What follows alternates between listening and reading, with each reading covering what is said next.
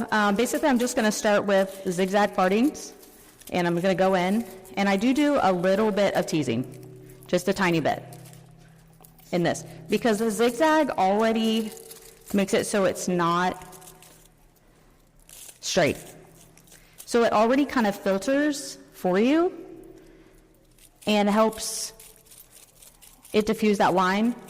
So you're covering more area, but you're not having to worry about getting that straight line that just doesn't look like, it just gives those lines that are all through the hair. And you want it to look soft and grow out. And my model, she is in profession where she can't have anything too crazy, but she did want a little pop to her hair, and it gives her something that can grow out and that she doesn't have to maintain all the time. She might want to come in 3 to 6 months, and this gives her something that will grow out really gently. Super cute. I'm just going to keep zigzagging up the back of her head while Molly goes. Perfect. So I just wanted to speak to that I do a ton of color melt, and this is gorgeous, right? So pretty. Can you guys see the top, how it blends from top to bottom? It's so pretty. So this is using a formulation, 3 different formulations. How many formulations do you guys usually use when you're doing something like this, a melt? Or do you have 7 bowls? How many bowls? Like 3 to be able to blend it? Perfect. So I've seen people, they have those ones that like lock in together and they have like 25 bowls. So what I did up at the top here, our formulation are going to be about equal parts 5.22 and 0.22.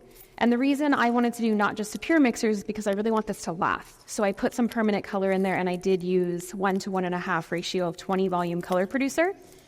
Same mixing ratio and everything through the whole thing. For this, I did 7.6 because for me, it's important with a color melt to remember that you're adding depth to the top in most cases, and you want to slowly get lighter. So if I used a 6.6 right here, I don't feel like that gives it enough lightness to keep it bright in this section, and then to be at an 8 down here. This mannequin was pre-lightened, I will say, but this would look really beautiful. I did something kind of similar on my model that you'll see in a bit. That's a little bit more of a commercial look. So this is kind of our extreme, almost a fashion color. I mean, the inspo picture I used actually was a fashion color, and I was able to manage to get this with that. So that's the 7.6, equal parts with the 0.66. And then same down here, 8.43. And the reason I use 8.43 is because even though we love a copper, 8.4, which we have, the 3 for me just makes a copper shine. It really adds some like background to it so that it has enough like power, and it fades a lot better in my opinion too. So then she's 8.43, equal parts with 0.44. If I wanted a little extra brightness too, I could have put a little 0.33 just to give us that gold kind of power behind it. So in here, I really wanted to be careful to do a color melt and not an ombre, because to me there's a distinction between those two. So I was careful here. Look how far down that plum color comes here. And then in some of the sections above, it's a lot higher with that. So I do about 1/2-inch sections up through this, and I'm kind of a simple part person. I mean, with this kind of color melt technique. So I usually do like a 1/2 T part, so half here, and this whole back section is my canvas, because that way you can really see. If you start putting diagonal and all that, if you're doing a blonde, you might want to be able to see where that's going, but I want to be able to see where I'm putting the shadows inside of that. So I'm not doing a ton of technique today. I'm going to be showing you guys just like how to move up the head, and then I'm going to give you some tips and tricks about how to blend, because how the way you hold your brush is really important, and I've taught a ton of classes on this particular technique, hands-on classes. And the first thing people do is go in with your brush in a way that I will show you is, I think, not the best, more vertically.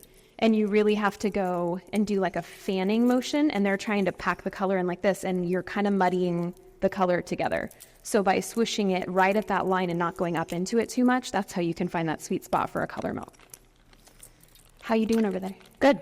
Also, I wanted to point out, I have a client at home, and a good way to pop their colors. So she's a copper. I put copper on her hair.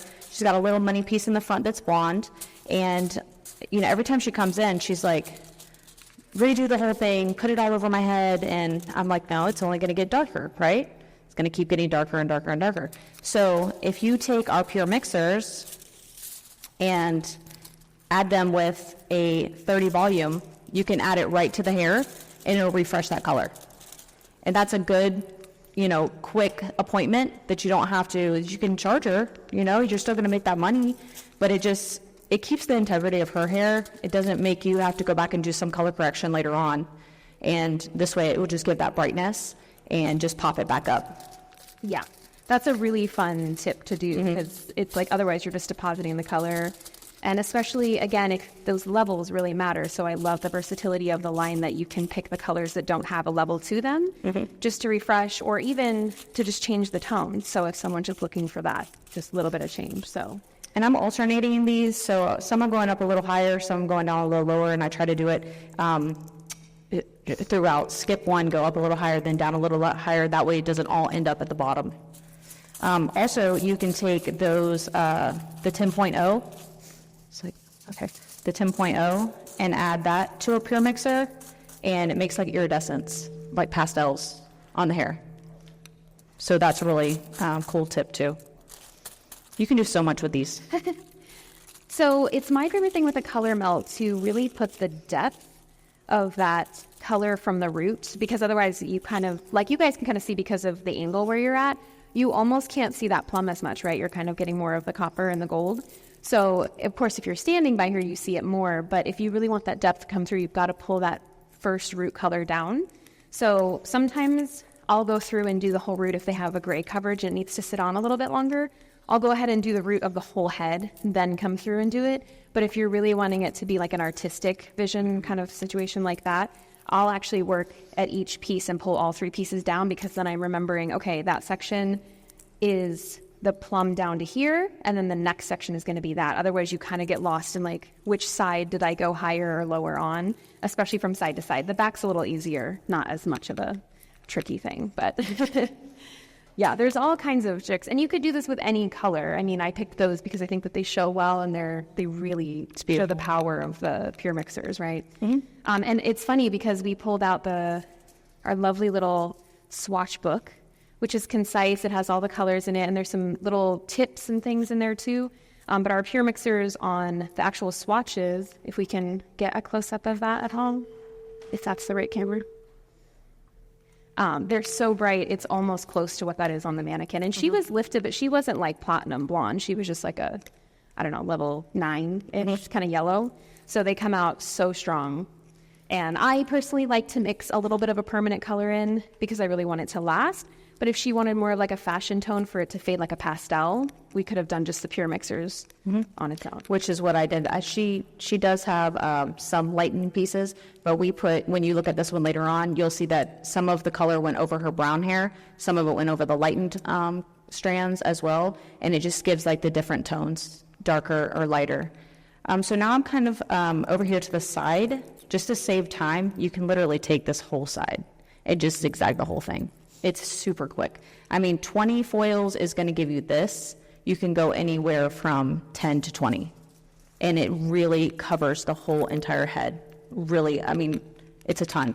But once I get to the front, I'll show you how I just get a little bit more impactful up here. But I'm just going to zigzag continuously around that diamond shape at the top. And then I'll get to the top, still zigzagging the whole time. And again, that's the fun thing about zigzags is you can literally put them anywhere on the head. And it's still going to keep that almost like a filter over those highlighted pieces, so that you don't have, just that solid pattern that you don't want. You just want it to look like lived in and fresh at the same time. Yeah. So I've got my mixture of the violet down, and I've gone a couple of inches down this way. The point where I decide that I want to start the blend is important depending on the length of their hair. So with this particular haircut right here, if I was a lot shorter with that, I would want to be more mindful of the mid-tone. So I could play with that red color just a little bit more because there's so much more length. But if she had a bob, you'd want to really quickly get into that next piece, but also still be mindful of the valleys that you want to create with the shadow. So you can either go in and do kind of a short bit here, and you can kind of see I'm just moving back and forth. And with students that I've taught in the past, I've literally had to like take their hand and just like, it's a fanning motion like this, just keeping a really nice loose wrist. and holding the brush. It's kind of like Heather's out there. Heather said about makeup brushes. I thought the same thing about hair. The tension, if you're doing like a really little feathering technique, you want to have it closer to here. If you want like a really loose, I don't think you'd ever hold it here. I feel like that would fling it in your face, right? But I like a mid-range, and these Colors by Gina brushes also have a grippy on them right at that point where you want to hold it for color melts, which I love. So I just go back and forth in like a fanning motion here, and you want to be sure to really saturate. So the gloves that we had are large, so I didn't want to wear them because I have tiny hands. But normally I would probably be putting my hand under and lifting just to make sure you're really saturating. And I love the pinching technique with a color melt. So just make sure that you're not working with too much hair. If you're comfortable and you know that you're really going to go through that 17 times and make sure it's good, you could grab closer to like 1.5 inch section like this. But if you know that you struggle or you've had spots in the past before where you're blow drying and you're like, ooh, I kind of missed that whole little section there. Just know your product, know your clients, and know your own technique really well. And then you can do that pinching motion and work down from there. So with this too, I just tried to vary how much I did. So like I'm doing a decent section. Her hair's about the same length. She did not get a haircut prior to this. So her little crispy ends are going to have this on it. But I usually try with the copper, unless I'm trying to create almost a highlight effect, I try to keep it mostly on the ends. So you can kind of see that red goes down pretty far in a couple of those over there. And that's a fun thing. And then I'm going to turn her around and show you the front here in a second as well. Now, when I get up here, right at the back of the head, I like to really start doing like diagonals, just to really break it up so nothing's a pattern. And then just go with your zigzags, just keep going through it. So once I've got my first foil down flat like this, I don't usually continue foiling up unless you're using colors that are really different. So if you were using a fashion tone in place of this technique, you would want to use that. Also, I like to work really tidy. My tray is a lot bigger than this one because I like to have all my stuff. And it's really important also to keep a towel on hand to clean in between, because if you're mixing up here the violet 0.22 and then down here, let's say we were going to go more with a gold or like a yellow even, if you were just putting pure mixer of like 0.33 with a little bit of 5 volume for just the ends to have a little dance of kind of gold, then you wouldn't want to come back and be having any bit of that 0.22 on your hands, because those colors cancel each other out. So you're just going to create a muddy effect.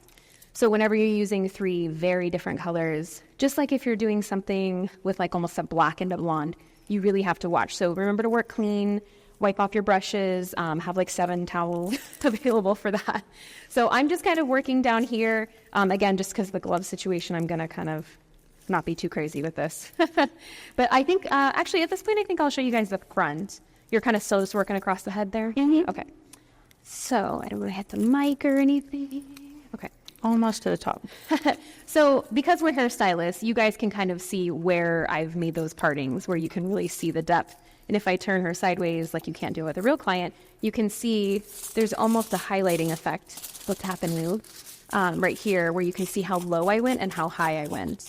Now, I didn't go that high with the copper on any of it because of those colors. When you're rinsing, even if you did super cold water, these are so pigmented, I didn't want those mixing together too easily. So I've still got the red mixture up in this section for all of it, and then that copper only lives on the bottoms right there. So in the front, I did do kind of a money piece section right here, where maybe the first ½ inch or so, I blended that color a lot higher. And then I didn't do that again because I didn't want to create a stripy effect. Now, my model that I'm going to bring out, I did want it to be a little bit more of that modern, well, it's old and now it's modern again, of some chunkier highlights. But hers, again, I don't love them to go right to the root, so I still did a slight shadow on that.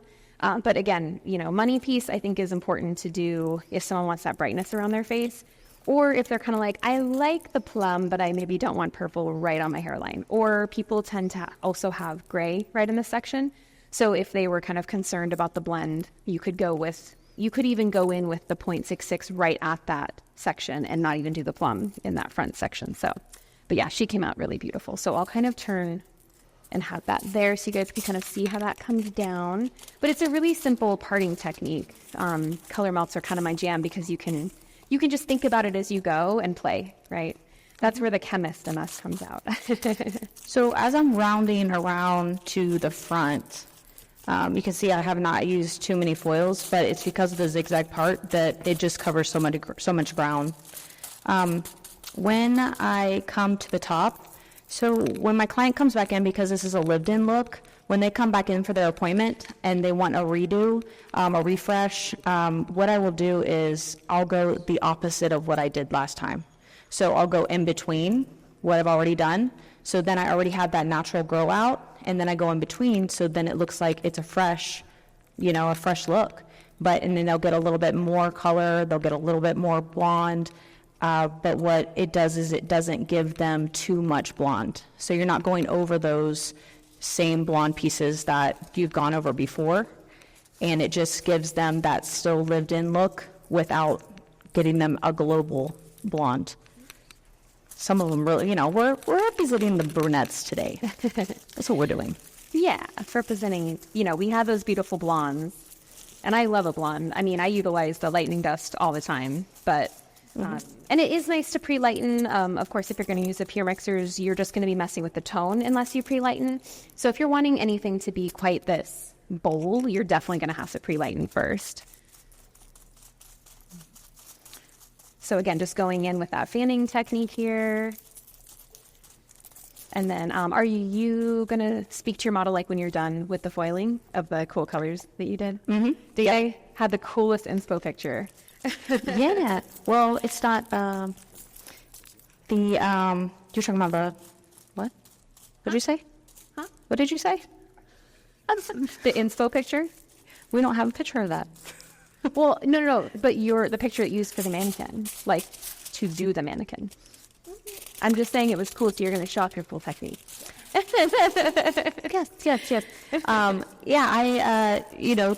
My inspo picture she was blonde. She was all blonde. But I really wanted to do something with brunettes, so we just went in with Helen with her natural tone, and I did use our lightning dust to lighten some of those pieces, like I said, but then again, we went over some of her dark pieces as well just to get the different tones. But yeah, I was going to bleach her all out, and I was like, no, brunette is beautiful. Let's do this. Brunettes. And so it works well for if you have a client that you already highlighted, so you don't have to even do the free lightning service.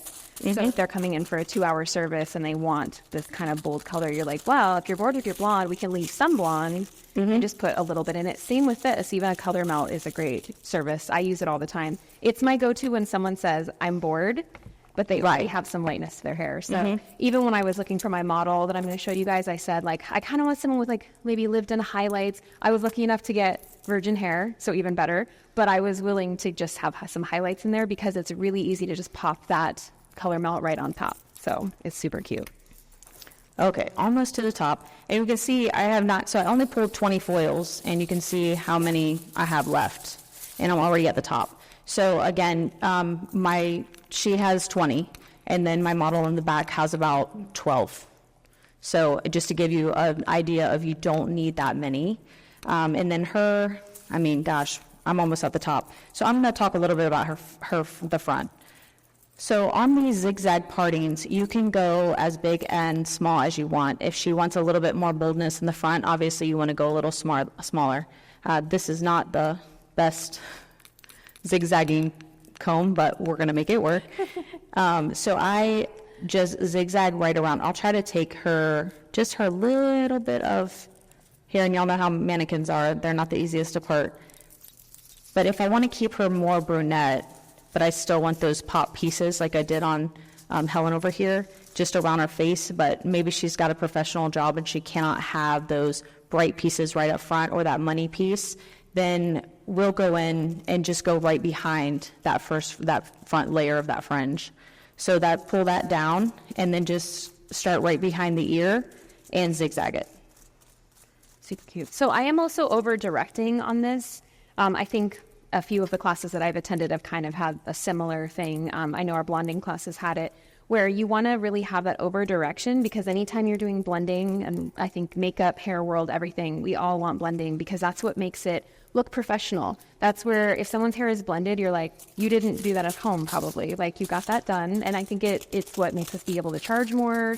So it's a technique that I think is really important to get down. If your blending game is a little, just practice, get mannequins, especially with color melts. So I'm over directing towards her face, and I'm using diagonal partings on those 2 T partings right here. And I know so I'm left-handed, and then I didn't think about that as we set up, so I had to move things. Hopefully it's not in the way. Can you guys see the mannequins okay and everything? Okay, perfect. That's awesome. Yeah, these are really great. So I was going to speak a little bit about mixing ratios and timing. I think that would be a good time to speak to that. So typically with our mixing ratios, if you're going to do a permanent color with the colors and the tubes that have an actual level to them, if you're doing permanent color, you're going to be doing 1 to 1.5, and I typically do 10 to 20 volume unless you're trying to lift, and then you can go into your 30. And that timing is going to be 35 minutes. I never have to go above 35 with my great coverage. I really don't. But, you have to remember to formulate according to your client. So, really know your stuff. If they have like really resistant gray, you might want to bump that color down a half a shade. So a lot of times I'll use a level 4. If I have really resistant clients, I might put just 5 grams of a level 3. And that just kind of drops it down, and I know it's going to process because it covers, it's not sheer, but it just gives you that more pigment because everything is micro-pigmented. So it's really beautiful. The timing on a demi-permanent is going to be 20 minutes. That mixing ratio is 1 to 2, and you're going to be using 5 volume for that. So in this particular case, because we're using mannequin hair, I always like to use 20 volume, and 20 volume is opening the cuticle a little bit. So if you have already pre-lined someone's hair and you're going to put something really bright like this on there, then I would recommend still using 20 volume because you're kind of opening that cuticle up, and then all of the, lovely oils and things that we have in the color producer, it just goes ahead and closes that down for you. And then also using cooler water, always. Like, we're in Colorado. Well, not me. I wish I was in Florida, but I'm in Colorado, and so in the winter I feel bad, but if I have clients with something like this, I'm like, dress warm because I'm going to rinse your hair cold every single time. And mine are always in the pool, so yeah, there goes color. Do you want to speak to the mixing or non-mixing with the pure mixers part of, if you're to that point, or if you want to wait? I can keep going. Of just not putting color producer in something. Yes, absolutely. Yeah. So I think, again, as I touched on it in the beginning, I love that it's very versatile and that I've used it alone. It's a little thick, so I've added just conditioner, and it just glides on, and you don't need a lot. And I know you guys have seen that social media, all the at-home hairdoers with the colors, they're mixing in their conditioner, putting their little drops in and everything like that. So we've seen it and they do it.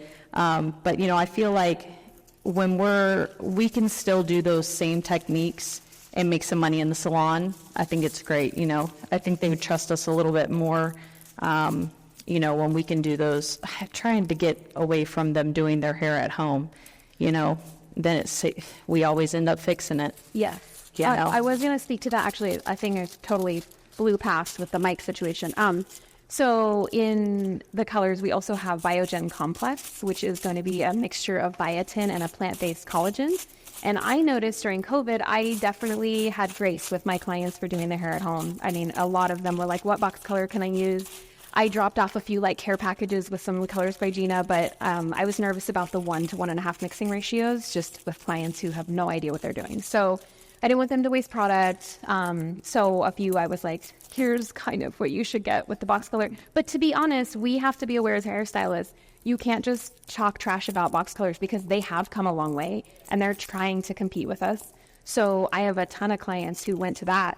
And I've been slowly trying to get them to come back because they were like, it's an all-over brunette. Like, I can just kind of do that at home and it's fine. But the people that I have had who have come back and we've done a coloring service like a brunette, they're like, okay, the color is similar. It's better, but it's similar.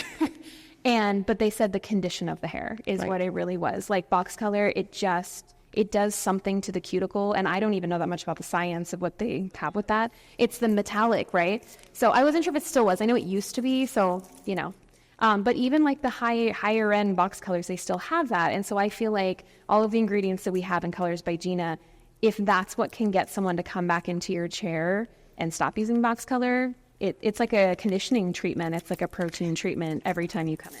And I'll second that because I have had a lot of color corrections after COVID, and to put just an all-over color on their hair because they've decided to bleach at home or do the hombres, hombres.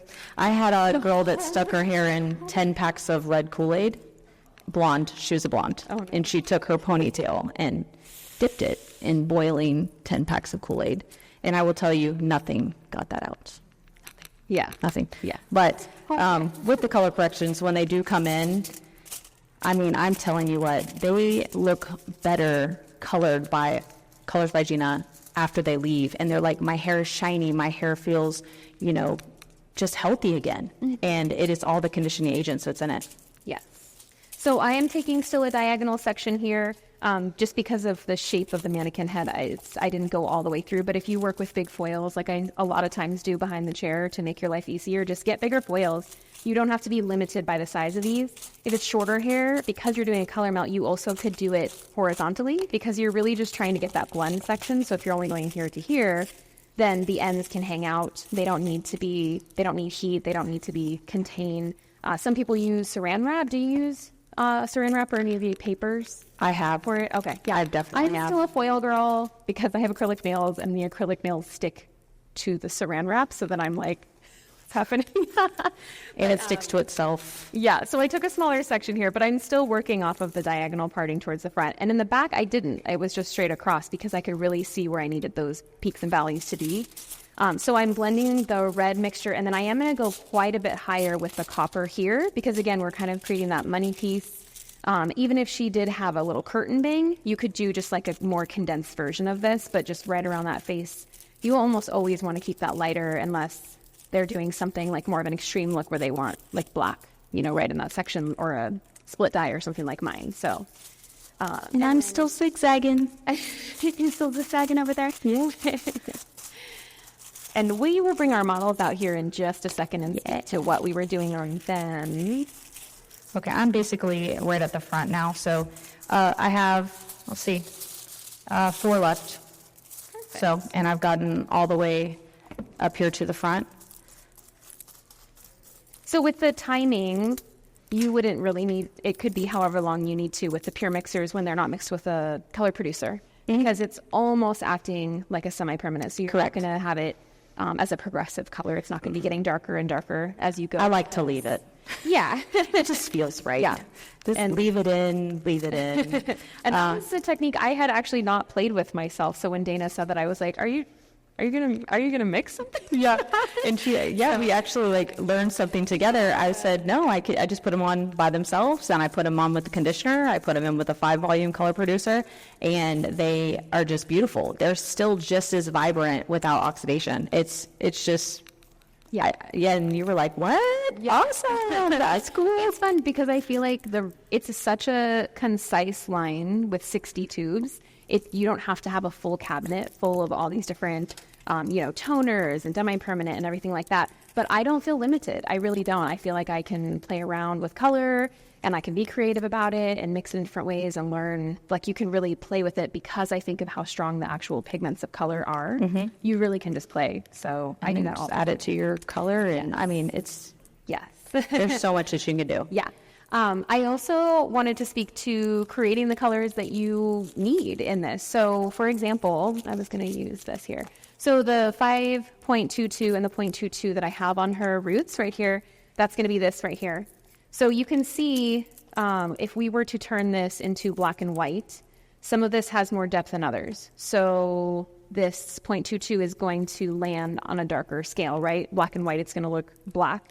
Whereas the 0.33 is going to look like really, really light. And actually, even the 0.11 looks quite light. So you just have to keep that in mind with how much of it that you're using, because when it comes out of the tube, it's very strong. So I wanted to show in here. So the 5.22 is going to be this one. That might help with the camera angle there. So 5.22 is here. It has a bit more of a warm plum to it. So if I have clients who want the cooler plum, I can play around with a 3.22, but maybe I don't want that level to get that dark. So I could mix in with this however much you're wanting and kind of play with it a little bit, but the 10.0 is going to dilute it a little bit and kind of lift it up. In this case, for my client, because she had virgin hair, I didn't want her to get too dark with that 5.22. So I actually, on her ends, wanted to keep this cool as it lifted because she was a little darker than I was wanting. She's a level 6-ish, maybe 5.5.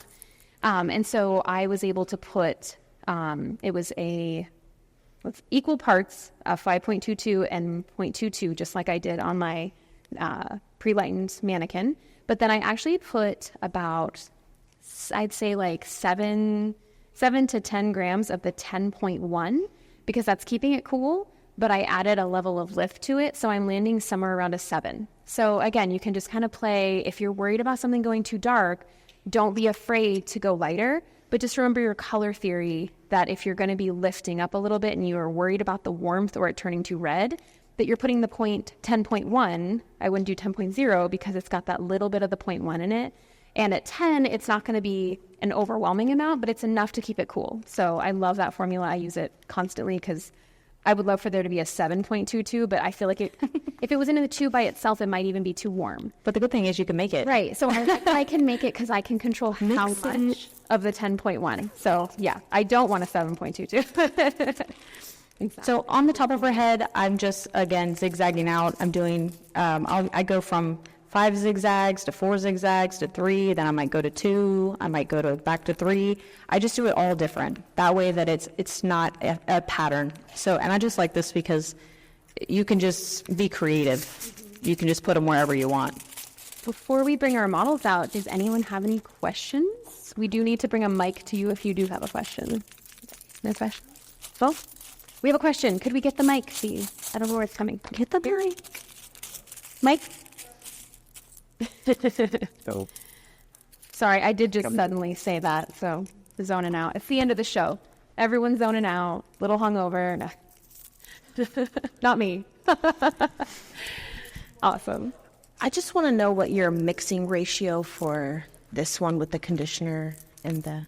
So with the conditioner, that's what's cool, is that you can literally just put as much as you want. So if you have that pure tone, right, the 0.22, the violet, if you keep adding conditioner, it's going to get lighter and lighter and lighter and lighter. So as I said before, if you can just add a little bit of conditioner and then just to make it a little bit more pliable, it's also like a deep condition.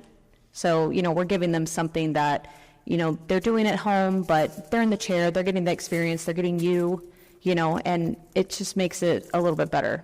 But yeah, you are free to do, that's what I love about these pure mixers is that, if you're going to measure, if you're going to do it like an oxidation, then you're going to need to do the color producers and they'll do that 1 to 2 or higher 20-30 volume, 1 to 1.5. But with the conditioner, you can just mix to your heart desire, less, more. It's just the tone. So you're looking at the color in the bowl and you're saying, I want it a little bit more vibrant or I want it a little bit more pastel. And that's what I was saying earlier about the 10.0, that you can add like that violet to it and it makes it iridescent. But a little bit goes a long way. So, how some people measure with like an inch, 2 inches, this and this. So just put like a drop and then mix it and see what it looks like. Add a little bit more, see what it looks like. And then once you start playing around with it a little bit, you'll realize, oh, I want this more depth. And then make a couple of bowls. Do one that's like a little darker, a little bit more depth, and then do one that's like a little, lighter. Just to play with it, it gives them, something that they can't do at home. Yeah. And I would say also, because I had never heard of that technique, personally, when I use the pure mixers on their own, I'll just mix them with our demi-permanent 5-volume. And because the pure mixers are so pigmented and the color producer is so creamy, typically for a demi-permanent, we would say it's 1 to 2, but I find that it gets a little too runny for wanting to work with it. So I would just bring that down just a little, because if you're adding a pure mixer to your color, like let's say you're doing a red and you just want it to be a little bit brighter, you wouldn't do quite like that where it's equal parts. You might just put a little, almost like a ribbon, like a lot of other color lines have some kind of pigmented solo pigment, right? So you would kind of do more of that, but you don't need to factor that into your mixing ratio. That's kind of just adding it in. You don't need to be like, okay, I put 5 grams of that, so now I have to put, 10 anything extra. So I just do a little less than 1 to 2 parts, basically, just so that it works for that. But, and that would also give you, I mean, you're coloring the hair differently, so it's not just staining the hair. So I would say if you're going to use that technique, also it's going to stay in the hair a little bit longer. So if your client doesn't want it to stay, then more go with no color creaser in there. But a semi-permanent will stay a little bit longer. So just depends on their needs. You know, some people, those clients who are like, I want a crazy color. And then the next time they come back in and they're like, I didn't want that crazy color. So we all have one. I have a lady who every single time she comes in, I say, what do you want? And she says, I don't know. What do you think?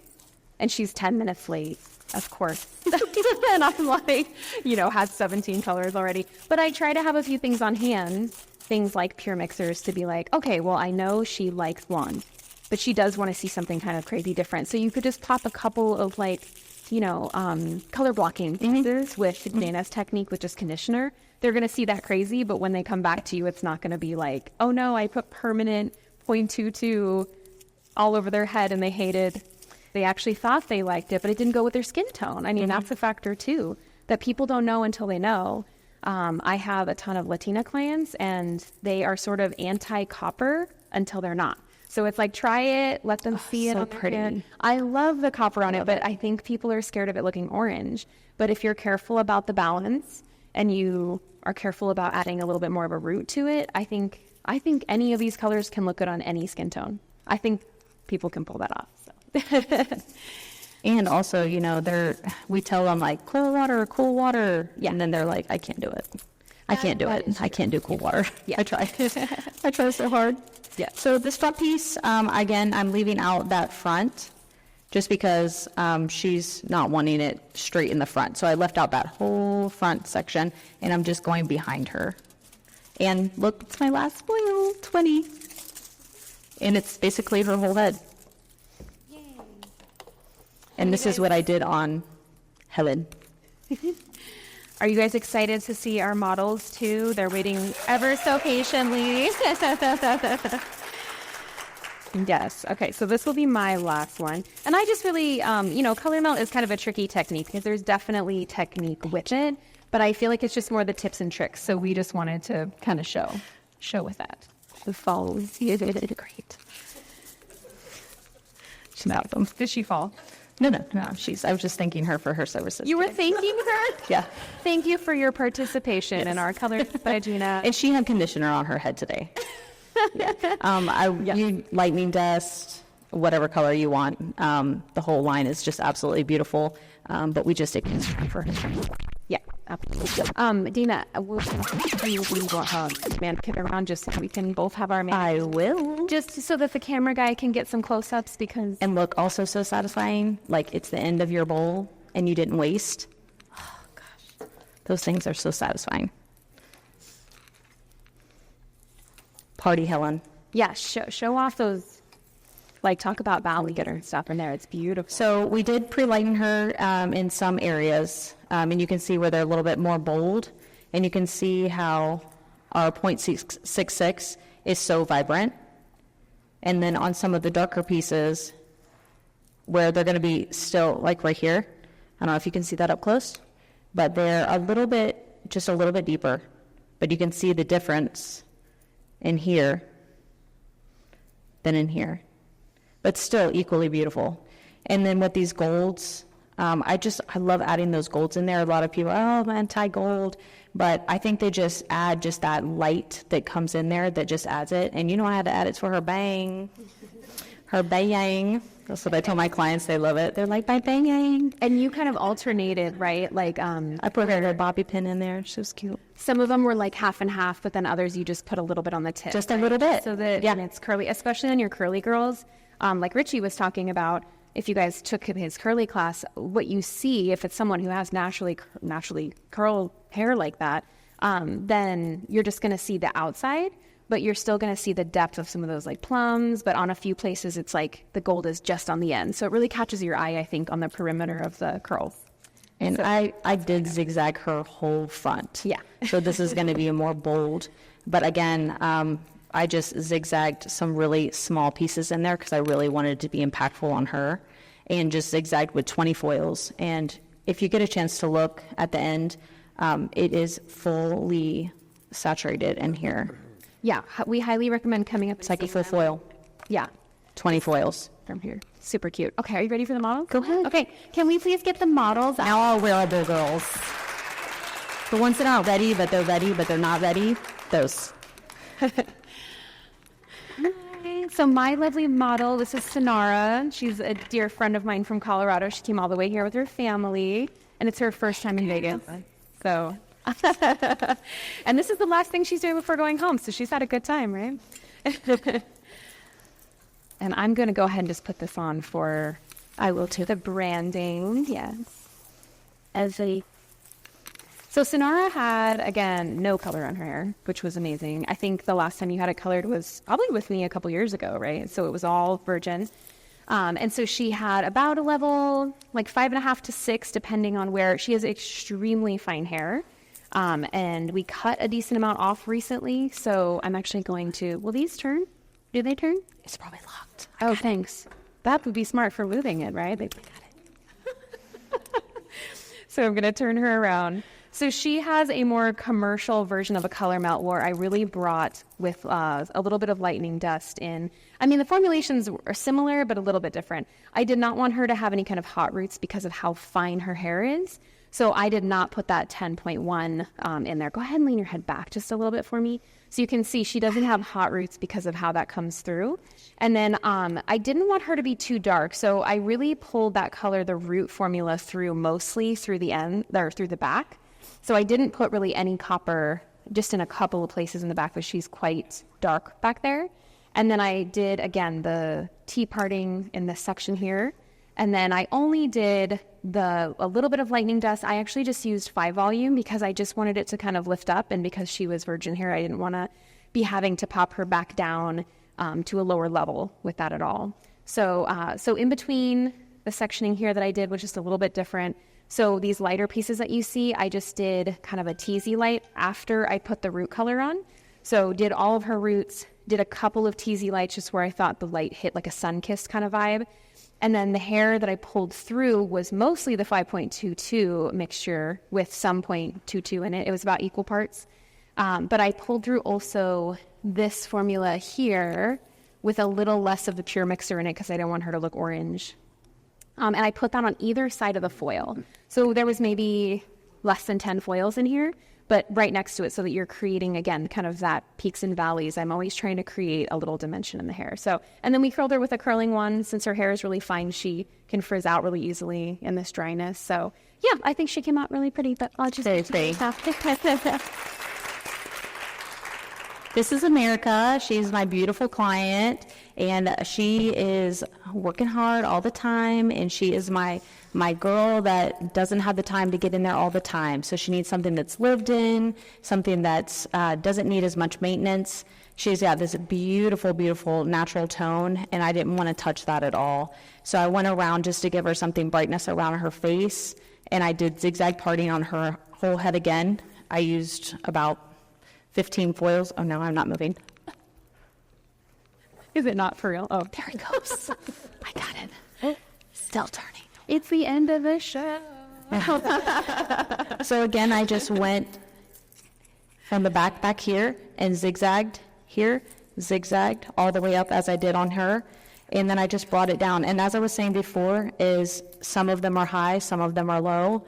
Just use your best judgment because this is such a creative technique that you can just really make it your own. So I just went up and down, some were 3, some were 5, some were 2, just wherever I thought I might need it. And then when I used the pure tones, I did a little bit of copper and a little bit of the red. So, and I put it with the 10 volume just to get it to stick a little bit for her.